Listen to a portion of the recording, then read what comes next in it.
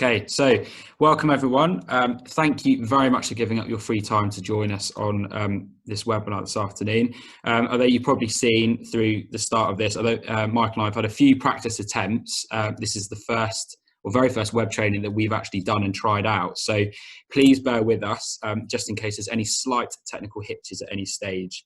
And also just to make sure we can run the session smoothly, if you could just turn off your camera and microphone, it should already be done for you. So please try and make sure that's turned off for the duration of the webinar. There will be some group feedback sections at the end where you can turn those back on, but for the time being, just keep them off for us. That'd be great.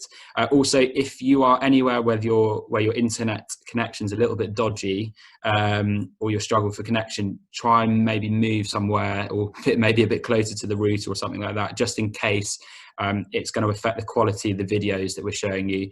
Don't panic though, for any reason, if the video quality isn't great or the audio is not great, I have already sent everyone these video clips, so after the session in your own time you can always go back and watch those.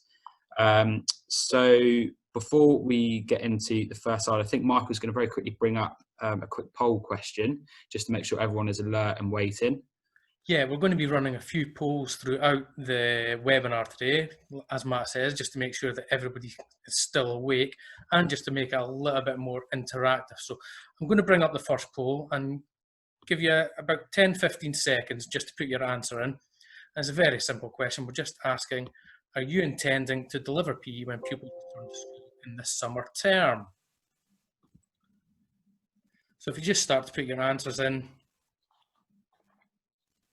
and then obviously what we're going to do, all these are anonymous, the polls that we're running today, and it just gives us an idea of who's going to be doing what and if there's any discussion points that we can focus on during the meeting as well. So we'll just wait on a couple of other people. Just give it another few seconds and then that should be everybody having voted. Okay, so I'm going to end the poll there, and what we'll do is we'll just share those results with you. So as you can see, the vast majority are intending to deliver PE when pupils return to the school in the summer term. There's only one that isn't, and then there's 8 that don't know. So obviously that's really positive for us that the majority are looking to run PE when they return. A big purpose of the training today is to kind of reiterate that some children will not have been able to use outside space or will not have had any other interaction with children. PE is going to be crucial in their mental and physical well-being. It's going to be very different and it is going to be challenging, but thankfully, as you've already shown, you're committed to making it work in your school, and rather than avoiding it, and hopefully that means that this will be useful to you. So I'll just stop sharing those results and pull that down, and then I'll move it on for you, Matt. Thank you. Good stuff. Thanks, Mark. Okay, so very quickly, we're just going to go through the webinar agenda. So we're going to be firstly looking at the potential impacts on children caused by lockdown and the COVID outbreak. We're also going to be looking at trying to interpret government guidance. We're going to be looking at an AFP document that tries to simplify this for your use in school. We're then going to really focus as well on physical distancing considerations, so how we can adopt those when we are delivering PE. And a main part of the session as well is looking at a range of available resources that we're going to provide for you. Some are government approved and some that we've made ourselves and have tried in schools. So hopefully you should have a wide range of activities to take back. There's then also going to be a bit of a topic discussion on a few key questions, and then an optional group feedback opportunity as well. Should we move to the next slide, Michael? Okay, so just to really focus on the key learning outcomes. So what we want you to go away with from today's session is to have a better understanding of the potential physical, social and cognitive impacts created by the lockdown. The next one is, Michael puts it up, the importance of PE and physical activity provision to help reintegrate these children when they come back to school. And the next one is the important considerations for planning and delivery of safe PE with the current restrictions in place. Now, I'm sure you've all started doing this or may have done this already. So this is just sort of to back up those points, just to make sure you've got a really robust policy back in your school. And the last one is, as we said, have a big bank of suitable physical activity, PE and playground games that you can take back into your school and use with your kids. Okay, so one of the things that we sent out prior to the webinar was a topic question, and that was, what are your concerns or perceived barriers with delivering PE and physical activity in your school? Now, we all realise that there's going to be a lot of apprehension about trying to deliver PE and physical activity when they return. And as I've already said, it's going to be very different. So what we're going to look at is try and get an idea or an understanding of what you feel are going to be the barriers for your school and for your situation. Every school is going to be very different, and it's going to be up to each school individually to think about how they can accommodate PE and physical activity in their curriculum. So what we'd like you to do is, if we can just ask you to use the chat function on the sidebar for Zoom, and just start to add in a couple of those main concerns or barriers that you think that would affect you and your ability to deliver PE or physical activity in your school. As well as doing that, what we're going to do is there's going to be opportunities throughout the webinar for you to ask specific questions using the chat bar again. Now, we're going to go, and we've got Jake and Nicola who are going to be looking through those questions as they come up throughout the webinar today. If there's anything that they can't answer at the time, or we're going to bring those back at the end of the webinar, and we're going to use them to focus our group discussion so that we'll get a chance to try and answer as many of those questions that you have as possible. Obviously, there will be some questions that we're not able to answer, but we will endeavour to go away, find out the right answers for you, and get back to you when we can.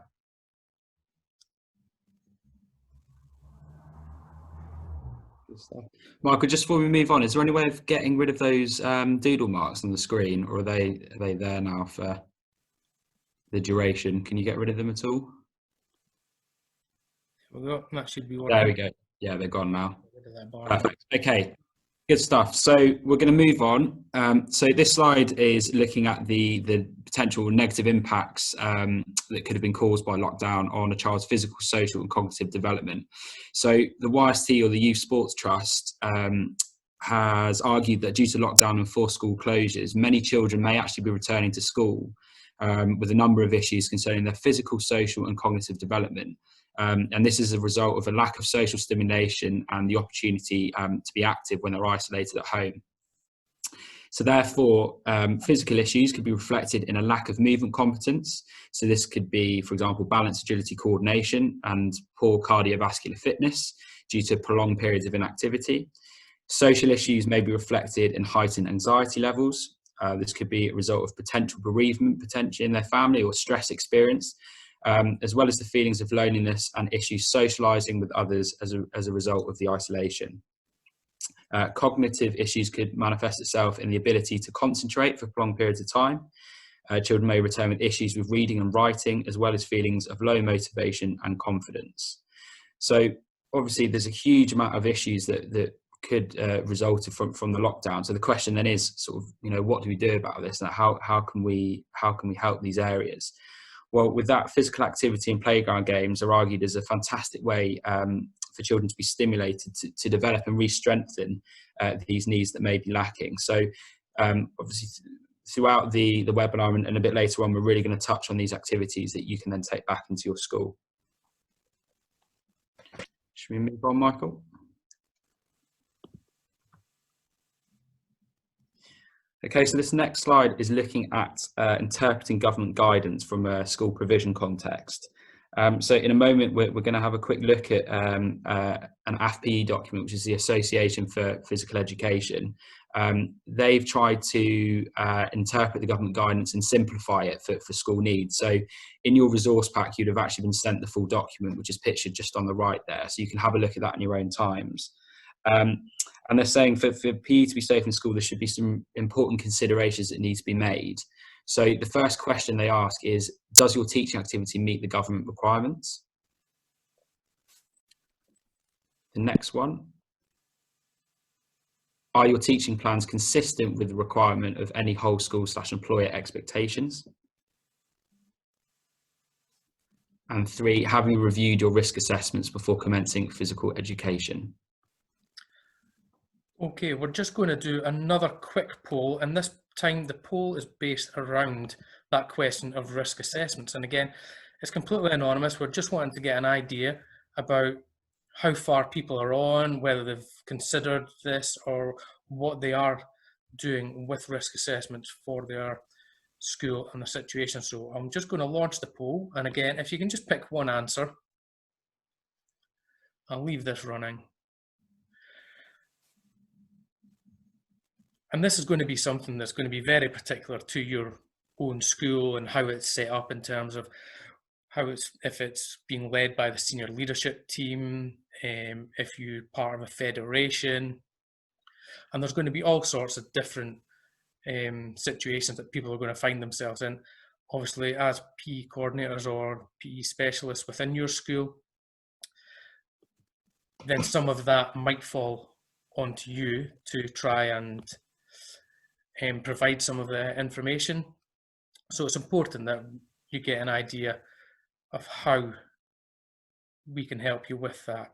So I'm just going to end the poll there. The majority of people have voted it. So I'll end it and then we'll share again the results. So this time it's quite interesting. Obviously, the majority of you this time, 41%, have said that you haven't reviewed your PE specific risk assessments. So that's obviously something that you might want to consider when you're in school and you're talking to your senior leadership team. And obviously the stuff that Matt is going to go through in a bit more detail will hopefully give you a bit more guidance about how you do that. So I'll just stop sharing that, and then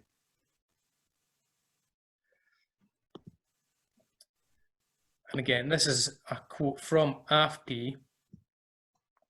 So I'll just move my barrier along just so that everybody can see that properly. And as I said already, it is up to schools to make those considered judgments, and they're going to work on the risk assessments. The government guidance is only the kind of baseline, and what your school and the expectations of that school will be that you provide those risk assessments and taking into consideration all the other safe practice that's going to be necessary. Okay, so over to you, Matt. Thank you. Okay, so what we're going to do now is just pick out a few of the key areas that we think is probably going to impact your schools the most in terms of your planning and preparation, as well as your risk assessments in actually delivering PE once we're back in school. So the first section is looking at learning.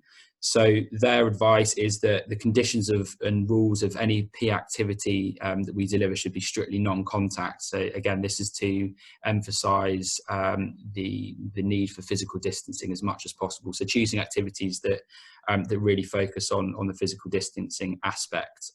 The next area is the protective measures and hygiene. So with this, they say that movement and travel around the school site to your area of activity, such as your playground or your sports field or sports hall, if needed, should be limited and coordinated. So we need to start thinking about things like how will the children enter and exit the activity area whilst maintaining physical distancing? So is there maybe a one-way system or something that needs to be put in place?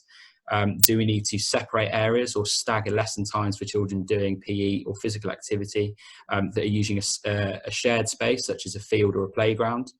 And physical activity, if at all possible, should be done outside, where there's a good amount of space and with good ventilation. Or if you can't do it outside for any reason and have to go inside, then for PE to take place, it must be somewhere with good ventilation. If you don't have that, it might just mean for that day, unfortunately, that you have to do a class-based activity obviously we want to try and do as much physical activity as possible, and use as much space as possible. But as we all know, with situations that happen in primary schools, it's sometimes not always the case.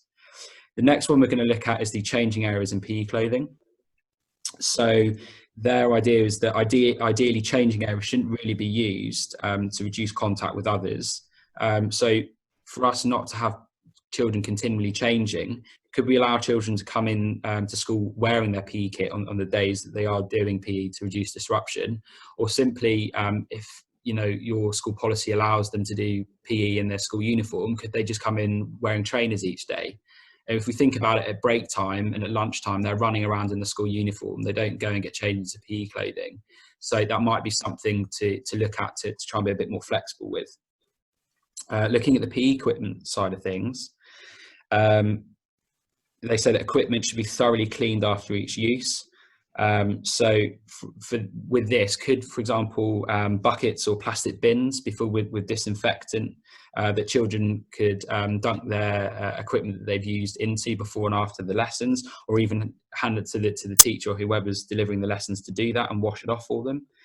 Could we try and deliver activities that require minimal or no equipment? So hopefully for some of the activity ideas we're going to show you later, the whole point of them is that they use very, very minimal amounts of kit. So you're not having to continually wash them and things like that. And we should also try and avoid children sharing lots of equipment with others. Moving on to the last section, the washing hands and sanitizer. So they're saying that sanitizer and hand sanitizer should be easily and quickly accessible for all. So if you're delivering a PE lesson on the field, it's really important that you take out hand sanitizer, or that you base yourself near an area for frequent hand washing. So children should be washing their hands before and after the end of each lesson. I was just going to add to that, Matt, as well, that there has been some information disputed, you'd probably find it online, about PE equipment in particular, and about how long they think that the coronavirus will last on certain types of materials. So that is something that we will look into and will email out to everybody who's on the webinar, just so they can start to get an idea about what needs to be cleaned and when it needs to be cleaned, depending on how often you're using the equipment as well.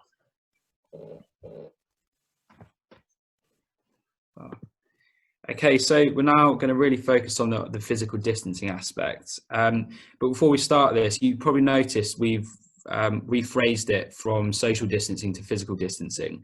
And this purely is because evidence has found that some children find that phrasing quite confusing. It's also quite an aggressive phrase, because social distancing implies that we can't socialize with other people or talk with other people. We're actually the only thing that we're really that concerned about is the physical distance between people.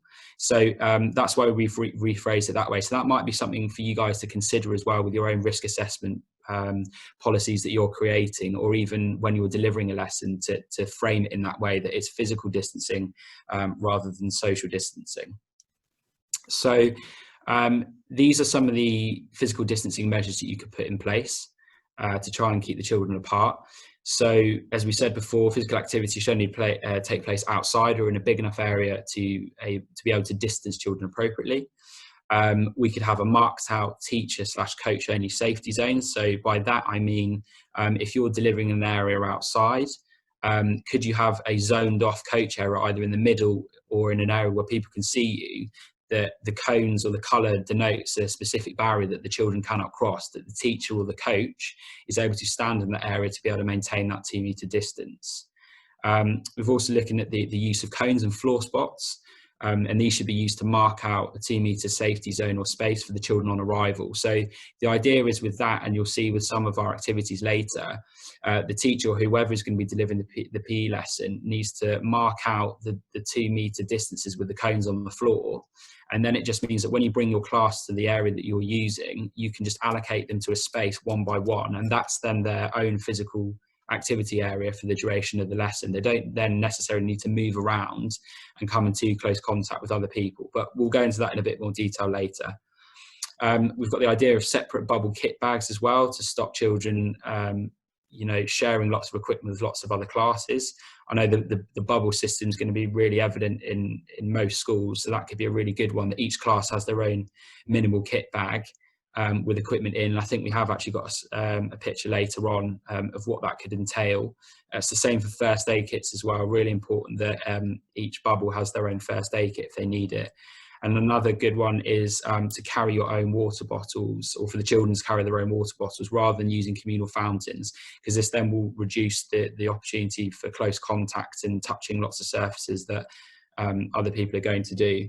One thing I will mention as well that I included in your pack that was sent out was a really, really good guidance document. It's actually sent to me by Rachel at Bond Primary. So she's kindly let me share that with everyone else. So that's just a sort of sample document of the ideas that they've come up with that work within their school. So that may be not necessarily the only way of doing it, but you could always use that as a sort of a benchmark for your own risk assessment when you're back at school. Just on that as well, as we've said, we're under no illusion that, to try and keep people's children, especially socially distanced at 2 meters at all times, it's just going to be highly impossible. So we're looking at this from a sort of a standpoint of we're trying to adhere to government guidance as much as we can, but we also need to be realistic that it's probably not going to happen all the time, and not to be worried about that. We just need to do it when we can. Yeah, I was just thinking, Matt, that particularly on the teaching coach-only safety zone, I think that'll probably be relevant, particularly for schools who have a PE sports coach that comes in and delivers it, and they're worried about delivering to multiple classes in the same day, and that how that coach moves about the bubble.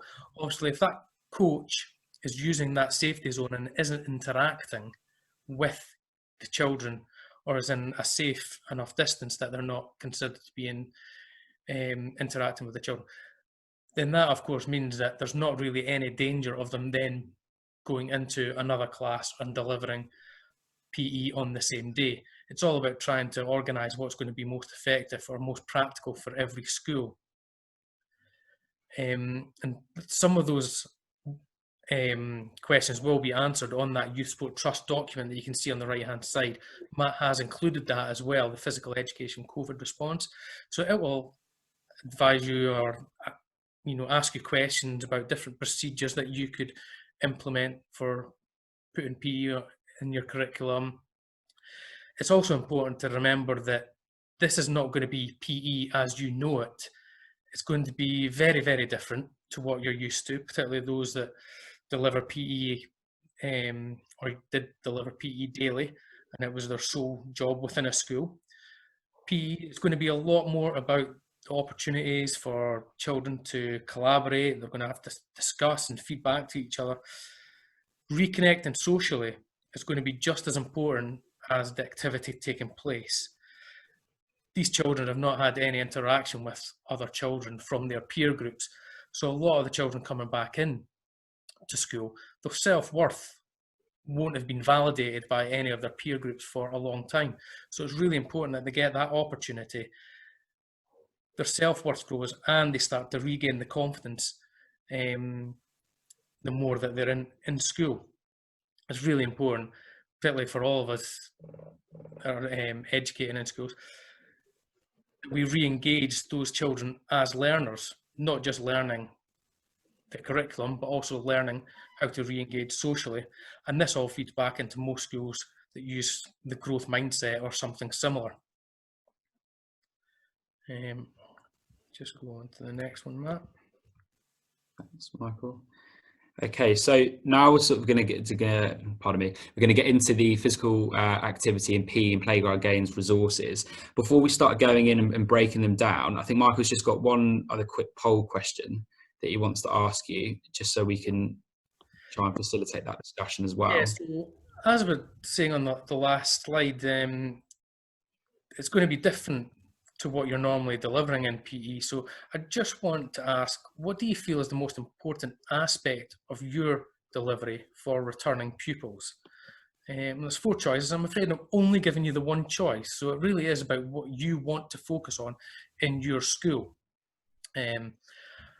Again, people would say that they're all going to be important, and that's very true. But everybody will have their own ideas about what they want to focus on and what will be important to the school, but also to the children that they're teaching, depending on a variety of experiences or situations those kids have been involved in. So we've nearly got most of the people voted. Give you another couple of seconds just to get a vote in if you've not done it already. I think that's most people voted that are going to vote. So I'm just going to end the poll and I'll share the results with you again. And again, this time you can see vast majority are looking on what they're going to deliver as physical activity being the focus, really getting those kids moving about and concentrating on their kind of physical well-being and improving their mental well-being through the use of physical activity as well. So I'll just stop that and I'll let Matt carry on with how the resources are going to help with that. Okay, so the reason why we've chosen these activities coming up is because they, can be easily adapted and delivered that incorporate the government guidance when it comes to physical distancing. Also, the aims of the resources are that they're really quick and easy to set up, really simple rules and conditions, minimal equipment, so it doesn't take you long to set up. They should be enjoyable and fun and also progressive, so there's loads of adaptations and variations in how you can do them. And also easily adaptable for a different range of age groups and abilities. And as we said, we hope to encourage children to practice physical distancing, but through a fun and engaging environment. And also, as we said, to stimulate this physical, social and cognitive development needs. Now, one thing I will mention as well, just like with the risk assessment policies, is how you deliver these games. There's no set way of doing it. These are just ideas that we're giving you. So you've got an alternative way of doing it, again, with your risk assessment or how you deliver the games, that's absolutely fine. These are just ideas that you can adapt into your own system. Okay, should we move on, Michael? Yeah, so the next slide is actually, it's a video. So hopefully this works well enough for everybody. This video is actually from our series of daily challenges that we've been setting when the majority of children were off school and at home, and all the schools were trying to think of ways that they could provide the homeschooling. So we as a partnership decided that we were trying to help out schools with their PE and making sure that the kids were getting something to be able to be physically active when they were at home. So this is all available on our YouTube channel. So if you go into YouTube and just type in Merton School Sports Partnership, all the videos are free. As of tomorrow, there will be 30 of these videos up there that you can use. You can show them in classes, you can take ideas from them, you can pass them on to members of staff in your school. I've put the volume off on the video, or at least I hope I have, because I just don't really want to listen to Nick speaking, who is our very own mini celebrity in Merton Sports Partnership now that he's been the face of these videos. And his first video that he did got over 2,500 views, so he's going to be on CBeebies before we know it. So what I'll do is I'll just start the video, but I am going to be talking over the top of it, so hopefully that won't put you off. So as I said, these were all developed to provide activities to take part in the home. The main reason for it was, or the main themes that we wanted to focus on, was making sure that they use little or no equipment. They can be used for individual learners, or they can be played in pairs. And when you get back to school, they can obviously be used for playing in groups. They were all very kind of simple games. They're all games that you will relate to or you will already know. All we've done is adapt them for home use. So in theory, all you would need to do with these videos is think about how you can adapt them back into your own school situation or your school environment. One of the examples would be of Harris Primary Merton, who were delivering these videos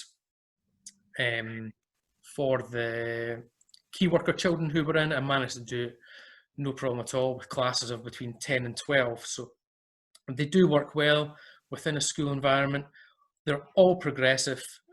The skills can be learnt from a basis for a PE lesson, or can be set as a shorter challenge that you can be used during playtimes or break times. We did a different theme for each day, so you could also timetable that. This one was from the Movement Monday, it was Target Tuesday, Workout Wednesday, Thoughtful Thursday, and then we did a Festival Friday as well. So you can start to think about how you could timetable those into your school's physical activity. And on the videos, we've got, as you can see, we've got a note about how you can adapt these for use in schools. You can also use them to challenge children for their own personal development, so they can start thinking about what they're achieving and start to get that kind of self-worth and confidence back as well.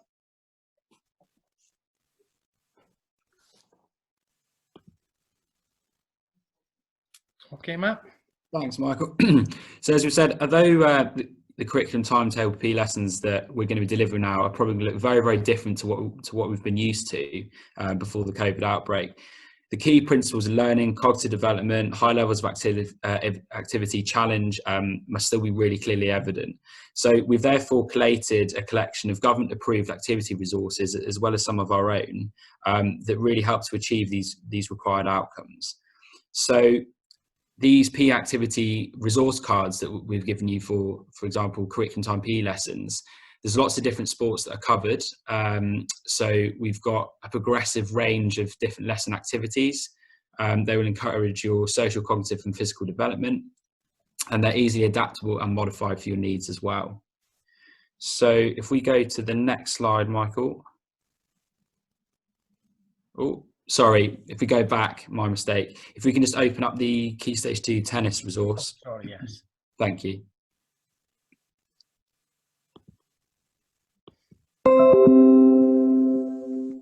Okay, so I'm just going to take you through one of these resource cards. Now, so far there's been 8 of them produced. So you've got 8 different sports that effectively could create 8 different weeks of lessons. Now, on the Explore section, which is at the top left of the card, this gives you sort of a basic kit list of what you'd need to run the lesson.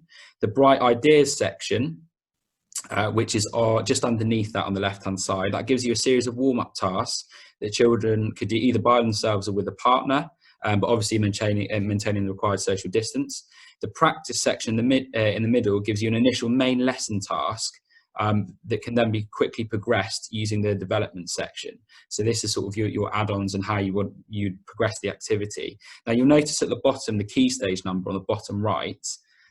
This is just a suggestion, and there's absolutely no reason why that you couldn't mix and match different tennis activities, for example, with this case, from different key stages. So you could even have your warm-up from key stage 2, you could have your practice session from key stage 3, and then you could have your main session activity from key stage 4, for example, say if you're working with year 6 with children of higher ability. So the beauty of these cards is there are loads of different adaptations and ways of doing the activities to suit different skill levels. You'll also notice as well on each of the cards, Mark, if you can just stay on the Key Stage 1 card for a second, you'll see the bit in the middle, such as the art and design challenge. If, for example, you had really bad weather and you couldn't get outside, there are still related PE activities that you could use in a cross-curricular sense as well to either do like a quiz or a music challenge or an art design challenge. So there's loads of ideas for you there. Now, throughout this webinar, we're only going to pick out one example of each activity we give you. The resource pack that I've sent to all of you, you've got absolutely tons of activities for each of these sections. So don't just think there's only one activity we're giving you. There's far, far more. We just don't have the time to go through each specific one. So this is looking at tennis specifically, but they do cover, for example, basketball, football, gymnastics, dance. There's loads of different ones to do. And Michael, is it right that they're producing more of them as well? So as soon as we get some more, we can send them on. Yeah, they're still producing them every week, and obviously they'll keep doing that while children are still at home. These are obviously, again, the same with our videos. These are obviously developed for children taking part in PE at home. But again, it's just how you adapt these activities to make them more relevant to your school situation and the environment that you've got to use. Can we go back, Matt? Yeah, if you can just go to the next slide, that'd be great. Thank you. And yeah, the next one. Okay, so a really good alternative, outdoor adventure activities and orienteering type tasks that involve children mapping out and following their own courses around the school site are also a really good alternative activity to the traditional curriculum-based PE activity cards that we've given you as well. And the main reason for this is that a big emphasis can be placed on the need to physical distance from others as part of the challenge. You're obviously asking children to spread out over a wide area and work in small groups. So that, in terms of the physical distancing aspect, that's quite a good one to manage. The British Orienteering Society have created a really good free online resource that we'll click on in a second, that has lots of different activities and resources that children can use both when in school and at home as well, actually. And you'll find that each activity, just looking at the example on the left hand side, they're really easily well explained. They provide lots of different progressions, and they've got, with that, there's loads of different ways of doing each activity, so you can do them more than once. So I think Michael's just going to quickly click on the web link, which we've sent you as well, and he's just going to quickly talk through a few of the activities. Yes, as you can see here, well, primarily there was a big section for the VE Day celebrations and stuff, but there's lots of different orienteering activity. It gives you the guidance on orienteering activity, sorry. And then there's a whole load of different games that you can use. They've got some word searches and Scrabbles. And down here, they've got resources that you can use. So that's your numbered markers that you can just print off, so you can put them around your school grounds. They've got a PDF for create your own map, which means that you can basically just download and print it. You'd kind of draw on your school grounds as well as you possibly can, depending on how arty you are. And then you just use that to place down the show where you've placed the markers.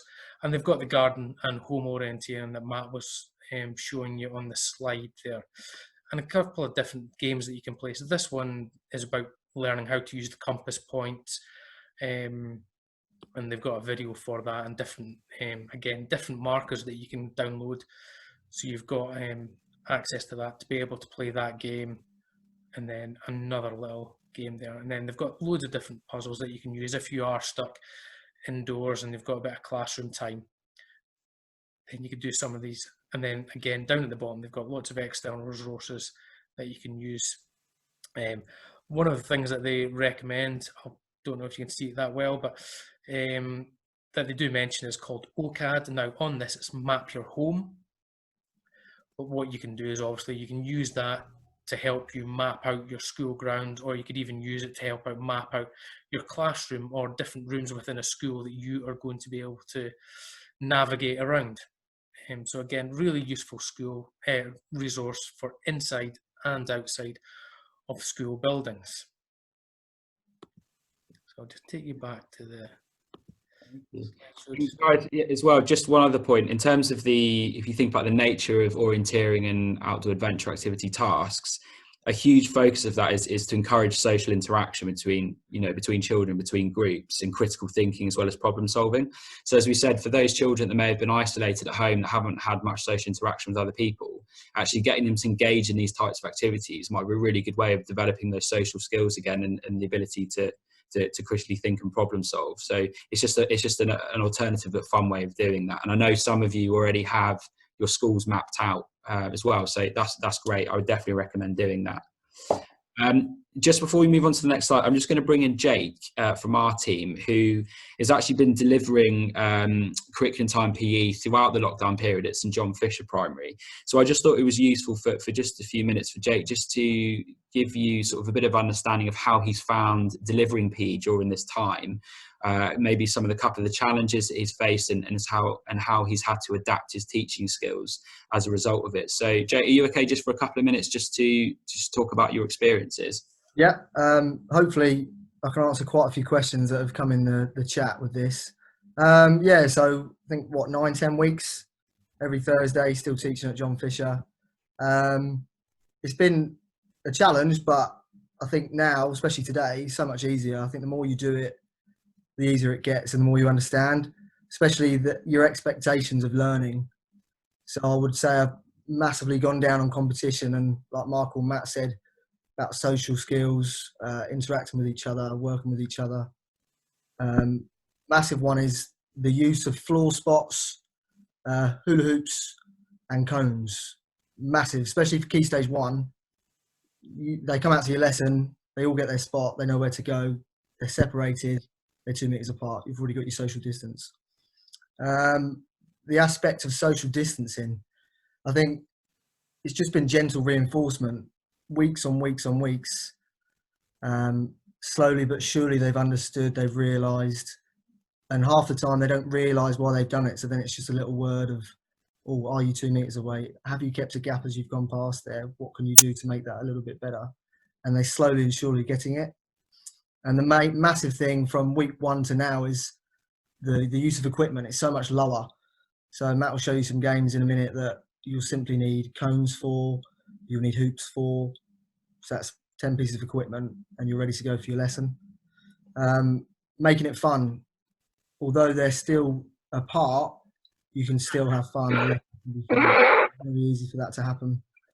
And the bubble kit bag, someone said about that. A bubble kit bag is a bag for one pod. So if there's 2 year 2 classes, there's 4 classes, one pod will each have their own PE bag. And you'll see that in a minute of, that's their equipment. They're the only ones that can use it. If they're washing their hands before and they're washing their hands after, they're still allowed to touch that equipment, pass the ball, roll the ball, but they are still keeping their physical distance. And then the use of a whiteboard, just little pointers of, you've got your mini learning objective, but also again with social distance or 2 meter gap incorporated with that. So yeah, there you go. Great, thanks, Jay. So we'll move on, Michael, if we can, to the next slide, please. So this is where now we're going to look at physical activity challenges and playground games. So the main aims of these activities are that they can be used as a supplement to your curriculum PE lessons. They ideally as well can be self-run by the children at break time in the playground. So once they've maybe done it with the teacher a couple of times to learn the rules, you'll see in the activities that we go into, there's no reason why the kids can't do these themselves when they're outside. You can also use them as active brain breaks and energizer activities. As we always say, you know, we should be trying to make as many of our lessons as active as possible. And if children are sat down for sort of a period of half an hour, 40 minutes, why not give them 5 minutes to just let loose and, you know, and do an energizer activity before they come back in so they're refocused. Again, focus on minimal setup, minimal equipment, and they're practicing physical distancing behaviours in a fun and supportive environment, so it's not threatening. So how we've done this, we've actually split them up into 4 different types of activities. So we've got movement distancing games, we've got on-the-spot games, we've got 30-second challenges, and we've also got circle games as well. So Mike, should we move on to the next slide? Okay, so for movement distancing games, the example card we've chosen for this is a game we developed called Planets and Orbits. So the real focus of these movement distancing games are to encourage children to practice and get used to physical distancing between themselves and others while moving and changing direction. So ideally, as they would do in the playground, you know, when they're playing themselves. So you'll see just on the left-hand side, these cards are set up very similar to our schemes of work resource cards. So you've got your setup at the top with the equipment and how you set the activity out. You've got your conditions and how to play it, and then your resources that you require at the bottom. Now, I'm not going to read through this whole card. We've actually got a video that Mike was just going to put on of Jake actually delivering this, because I thought it would be a lot easier for you guys to actually see it in real time. Now, as I said before, with the quality of the videos, for any reason, if the quality is not great and you're struggling to hear it, don't worry, I have sent you these videos in your pack, so you can always go back and watch it in your own time. Okay, thanks, Michael. Right, we're going to play Planets and Orbits. Okay, so everybody has a planet, which is your hoop. So I'd like you to pick up the hoop and put one hand either side. Okay, this is your planet. You all have different colours, you're either yellow or blue. Moving around the area, which is this tyre line and the colored line here, the aim is to find space and not to bump into anyone. So you want to try and keep 2 meter gap at all times. Okay, so it's all about being social distance. We're going to start off with the walk. So walking around, avoiding anybody else. Using our eyes to see where we're going. Come on, what's the walk? Keep trying to walk, that's it. Now we're going to speed up. Speeding. Find space, try to avoid everybody else on your toes. That's nice then. Grace. Fabulous. This time, when I say orbit, if you've got a yellow hoop, you're going to orbit another yellow planet. How do you think you're going to do that? You're not going to switch these to someone? Fantastic, you're going to go round somebody. So if I've got a 5%, I've got a yellow one and I see Gladys, I'm going to orbit once around Gladys and move off into another direction.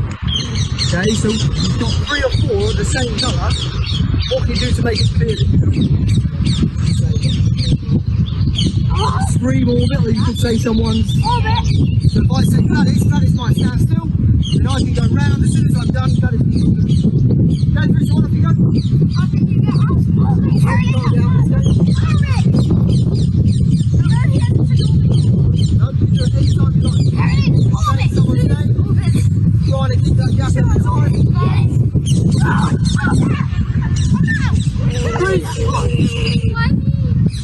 Okay, the next one. In space, you might come across different things. I might shout asteroid. When I shout asteroid, to avoid being hit, you're going to put it over your head, through your legs. Oh, I thought you did. Over your head, through your legs. Twice.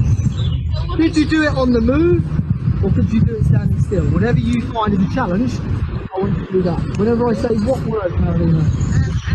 Fantastic. You can still orbit, but remember when I say asteroid, through your legs and over your head. Off you go. Still orbit. Orbit! Why? Asteroid. Show me what you need to do. Good, fantastic. Over your head, through your legs. Brilliant. Can you do it on the move? Asteroid. Freeze. Okay, last one. You're going to do crash. So in space, sometimes that planet is going to go down and you're going to crash to the floor. How can I crash to the floor safely? Am I just going to flop without my hands coming out? Yeah. What can I do with my knees first? You can be like this. Ibrahim. You fall on the ground. Fantastic. So when I say crash, you're going to fall with your knees and then you go onto your side. Okay, 3, 2, 1, off you go. But you're going to move backwards now. You're going to move backwards. Oh my god! Head over your shoulder. Still trying to keep that distance. Crash. Asteroid. Good stuff. Thanks, Michael. Okay, so we're going to move on now to on-the-spot games. So again, we're just highlighting one example of these games. You've all been emailed multiple activities for each of these sections. So the idea of the on-the-spot games is to use floor spots or cones that can be spread across the floor at the required physical distance. Obviously, if space permits, you'd want your 2-meter gap in between each one. So then on arrival, as we said before, the children can just be allocated to a spot. And then the children shouldn't really need to leave that area for the duration of the task. Now, the card we've chosen on the left-hand side is called jumping dice. So the way this would work is the teacher or coach would lead the task and explain that each number on the dice, and hopefully you've got these big foam dices to use at school, has a specific jumping challenge attached to it. So for example, if you rolled a 1, you'd need to do 20 star jumps. But before actually going into the proper game itself, I would go through each of these jumps in isolation. So what does a star jump look like? What does a tuck jump, a pencil jump, and so on. And then with this game, the game can be adapted in so many different ways. A couple of examples are body parts to numbers. So e.g., if you roll a 1, that means that one body part must be touching the floor, or you could do it, for example, with gymnastic shapes. So each number you roll has a different gymnastic shape, whether it's a tuck or a pike or whatever it is. Again, the whole point is that the children stay on that spot. So they're physically active and moving, but they're staying in one area and not interacting with other people. Okay, should we move on to the next slide, Michael? So these are the 60-second challenges. So again, very, very similar setup as on the spot games. Children have their own spot, their own marked out personal safe space, where the focus is to do a challenge for a 60-second period. So if you look at the example left-hand side, this is called catch and clap. So at the bottom, very self-explanatory, the equipment, it gives you the equipment you need. So a ball, so it could be a tennis ball, it could be a sponge ball, whatever you have available, a beanbag. The physical challenge is the instructions. So how many times can you throw a ball up, catch and clap in 60 seconds? And then if you look at the bottom right-hand side, these are the different achievement levels. So for example, if you manage to do 15 catch and claps, then you get a bronze. If you did 25, a silver, and 35, a gold. And again, these are really easily adaptable. And I think Michael's actually going to click on to the Youth Sport Trust resource and just show you where these are located, as well as plenty of others as well. Over to you, Michael. Okay, thanks, Matt. So one of the main things that the Youth Sport Trust, another one of the fantastic resources that have been made available throughout this, is the home resources. So again, this is all for free. So you would just go onto the Youth Sport Trust website. It's really easy to find, and this is where you'll find all these different resources that have been sent out to you as well. So if you wanted to forward these on to anybody else within the school, or to pass them on to people that you know who might be looking for different ideas, these are lots of different resources you can do. So the first one is the home learning, and as we've said throughout the webinar today, the home learning are really useful because it does lend itself to more individualized tasks or individual learning, which is going to be really important when you're trying to deliver those physical activities but maintaining a physical distance. So there's going to be a lot of individual learning. There's going to be less focus on, say, team sports or working together as a team. But remember, this will be up until the end of the summer term. The guidance will change again. So obviously everything will update as the guidance changes as well. So at the moment, really focusing on the individual learning, trying to encourage that physical activity that people were saying was going to be their focus. On here, you can see they've been split up. I've got tons. There's athletics, dance, there's games, gymnastics, there's health. You can got some inclusion, locomotion, and outdoor, and adventure as well. So all these can be used as you can download a games card, or for the vast majority of them, you can watch a video of it as well. So again, if you're in the classroom, you want to show a quick video before you're going outside or into the hall, then you can do that and give them an idea of what they're going to be learning. So that's the home learning. These are the 60-second challenges that Matt was talking about. And again, as you can see, there's loads and different options that you could do. So remember, we're talking about 6 or 7 weeks up until the end of the summer term here. So you've got lots of different options about how you can encourage that physical activity, that individual learning, but also gives you an opportunity. They have a challenge activity tracking sheet. So you can go on that, every kid could download it, have their own sheet printed off for the classroom, and they can keep a track of how they are developing and how they're improving. And they could also set challenges for themselves of what they want to reach and what they want to achieve. These things down here at the bottom, they're bigger activity cards that give you an idea of how you can play different games. So obviously Connect 4, you've got to do a different activity. Every time you do an activity, you take one of the circles and you've got to try and get 3 in a row. So that's got different ways that you can use the activities as a bit of a challenge or a competition between 2 different learners or pupils.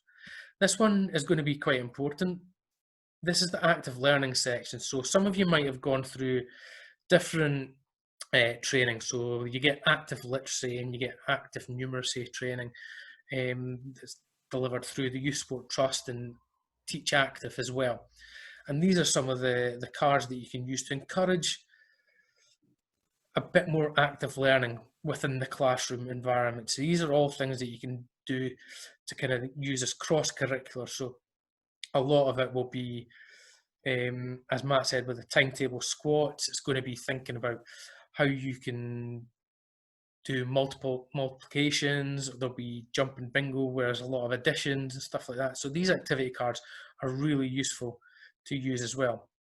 One other thing that I just want to highlight from the Youth Sport Trust in particular, and it's going to be something that's going to be very important. I'm going to just go to their homepage just now, because hopefully they should have a banner of this. So not the membership, but they are, in their latest news, they are going to be providing resources for the school sports week. So there's a national school sports week, which is from the 22nd of June. There it is. Sorry, from Saturday the 20th to the Friday the 26th of June. And again, if you register through the Youth Sport Trust, they will provide you with loads of resources about how you can deliver either a virtual sports day, or it might be something that you could do within your school. So if you're struggling to think about how you can do a sports day within your school, given the current situation, then go on, register with the Youth Sport Trust, and they'll be able to provide you with a bit of guidance, a bit of resources about what is going to be possible and what they can help you out with. I'm just going to come back to the PowerPoint now and move on to the next slide. Thanks, Michael. Okay, so the last activity game we're looking at is circle games. So the idea of the circle games are to keep children physically distant for most of the duration of the activity and work in their own safe space. Again, these can be easily adapted to the playground for kids to play in their own time. So the example we've picked out of the pack that we've sent you is a game called Jedi Mind Trick. Again, exactly the same setup in terms of the activity card. Tells you what equipment you're going to need, basic instructions on how to play it. And again, we will quickly click onto a video link. We might not need to play all the video, Michael, but we can click on it and you can just see this game in action for yourself. This is Jedi Mind Trick. So I'm going to start off as Yoda because I'm the sensible knowledge. Everybody else, you are Jedi training, okay? So in a minute, I'm going to ask all of you to bow your heads and close your eyes. When you look up, if you catch eyes with anybody else, you need to swap places with them.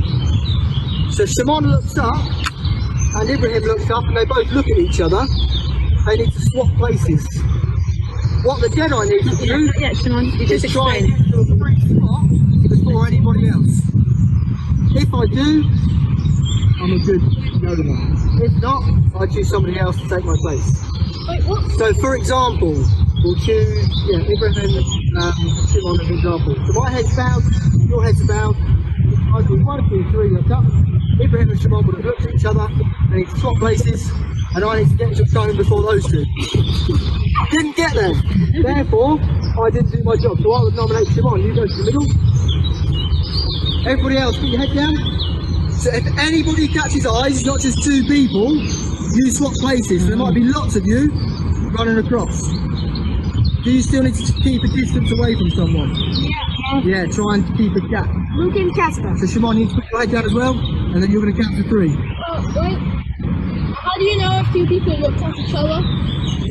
I'm looking at you now, so we know.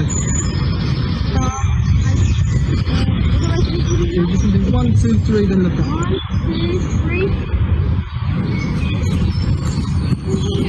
Good, Shimon, you got there, fantastic. Go back to your cone, go back to your cone.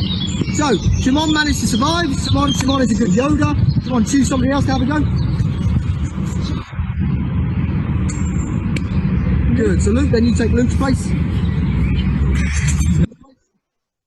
Okay, good. On this slide here that we're looking at is the active school planner. So the purpose of this, and again, this is through the Youth Sport Trust. It's a tool that they provide. It's free for schools to use. Again, you just go on and register your school. And it might be particularly useful for you as PE teachers or PE coordinators to think about, more in particular, how much activity is taking place throughout your week and how the PE and physical activity is timetabled. So this is an example week that we've put up. So as you see at the top, blue is for an active, green is a little activity. So the majority of the time when they're going to be sitting down, but there's opportunities for them to get up and move about that are built into the lesson. There'll be some activity where there's going to be actual physical activity built in, and then there's periods of high activity. So that's going to be things like your PE lessons. Now, the reason stuff like lunchtime is only some activity is that, again, schools are going to have to decide how they want their lunch times and their break times to be supervised. So schools will need to think about the risk involved with letting kids go and have free play, for example, or use different equipments. Is that going to be supervised, or is most of the time when children are outside at lunch and break times, are they still going to have supervised planned activities for them to take part in? So you can see some of the different things. The great thing about this tool, that when you use it, you can share this with everybody in your school as well. So they can, each class can think about what they want to do and how they want to deliver it. So you you can change the lesson times depending on what's relevant to your school. Again, with the travel in and out of school, I know a lot of schools are going to have staggered pickup times, so their timings are going to be slightly different, and you can alter them if you want. Obviously, with it showing you the different levels of activity that you've got, now I've purposely done one that is quite high level of activity throughout the school day.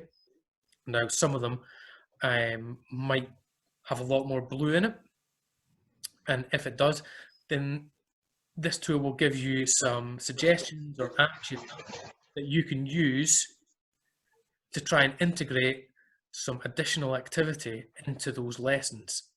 So again, you can use the Youth Sport Trust resources, some of those active learning cards that they've got, and you can introduce an active story time to the English lesson, again, just for 10-15 minutes, just as a brain break, just as a bit of an energizer, or to engage pupils in a bit of physical activity. As I said before, the physical activity and PE and all that, and just about using the outside space. The kids have been, a lot of them will have been stuck in their house for long periods of time. They'll have not had any kind of interaction. So it's really important that they not just engage with each other socially again, but they engage with outside, the outdoors, and the space that they've got, and they get used to running about and playing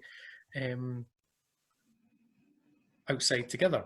So a lot of these activities you can load up, or so if you've, as I've done on the PE lesson, so for the tennis lesson, I've uploaded the PE lesson card to the school planner, so that the teacher that I send this on to, they can just download that and have the lesson there for them.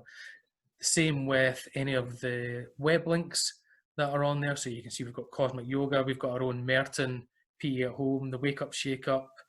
So you can add those web links so that the teacher who's using it knows where they can go to find that activity.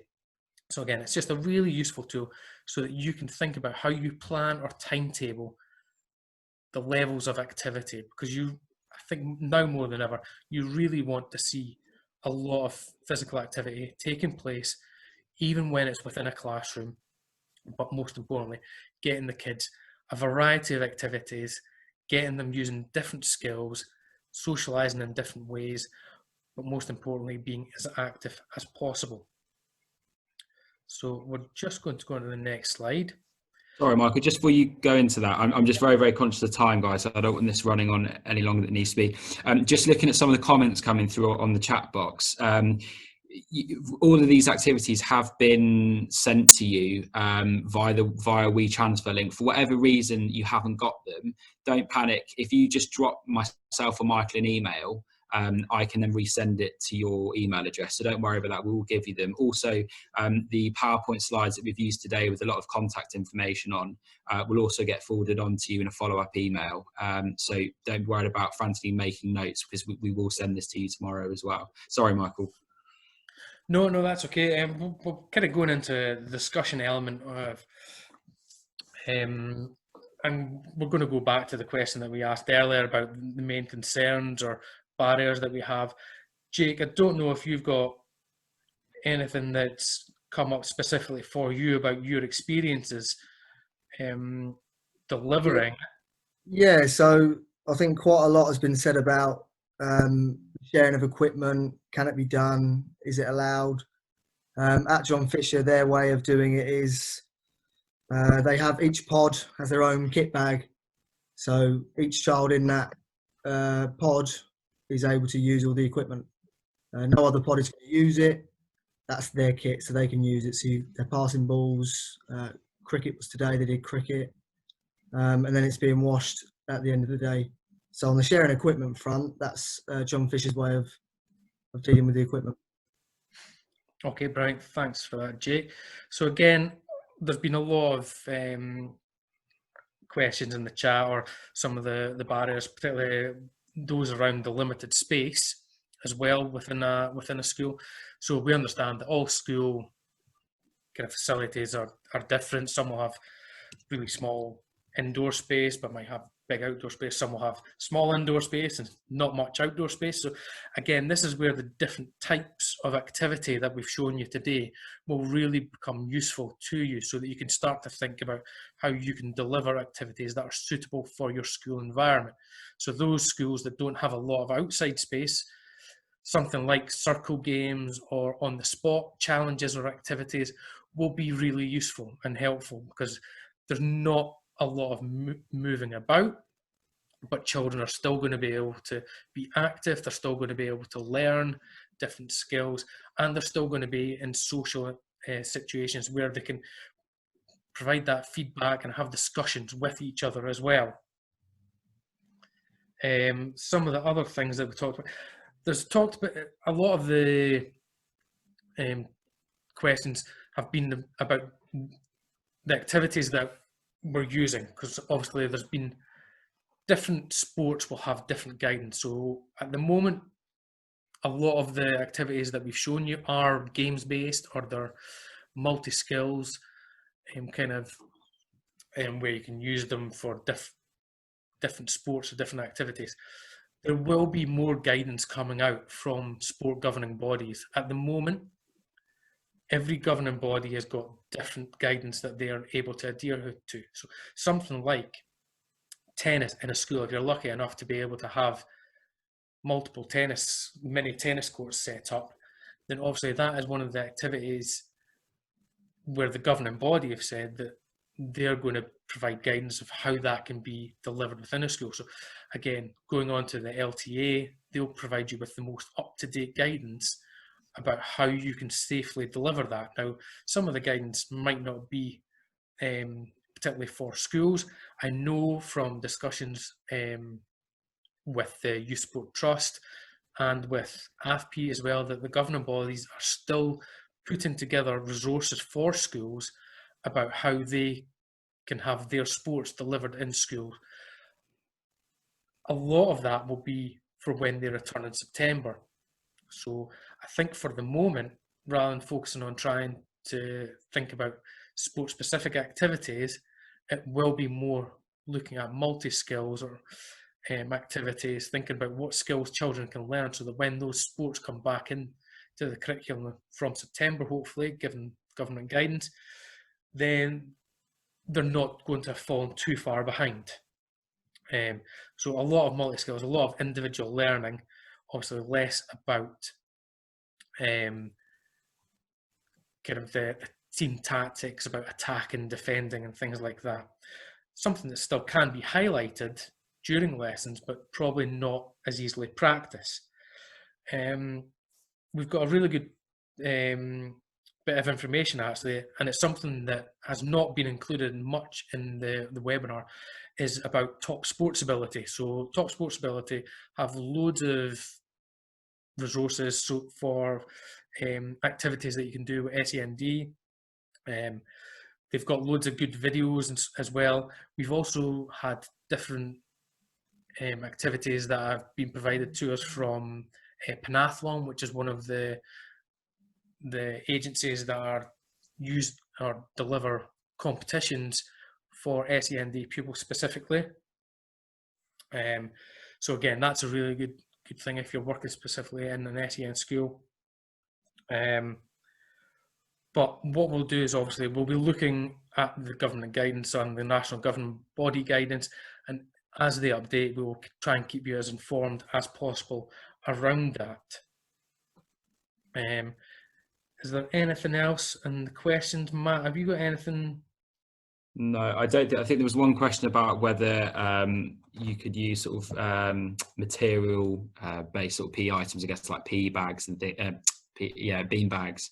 I would just say, yeah, as long as they're getting washed at the end of use and then left to dry out, at the end of the day, I can't see that being a problem. But again, this is all down to your own school's risk assessment.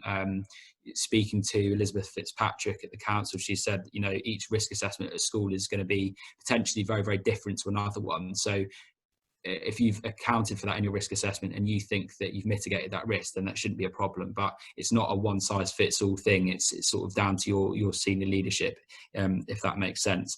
Okay, Michael, should we, again, just looking at time, we're already a little bit over. Should we move on? So at this point, we just want to, for all of us, thank all of you for watching, and hopefully the webinar has been of some use to you.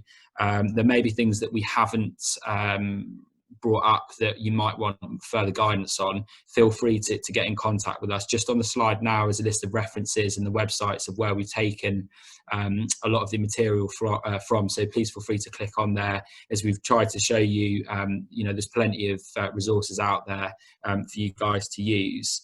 And then the next slide with our email addresses. Again, if you haven't received any of the information or you want further information, please feel free to just drop us a quick email and we'll get back to you as soon as we can. So the next section, we're going to give people about a minute or so to decide what they want to do, is a optional group feedback session on anything that you want to go into in a bit more detail. As we said, this is optional, so if you want to leave us now and go and do whatever you need to do, then that's absolutely fine. And for those people, thank you very much.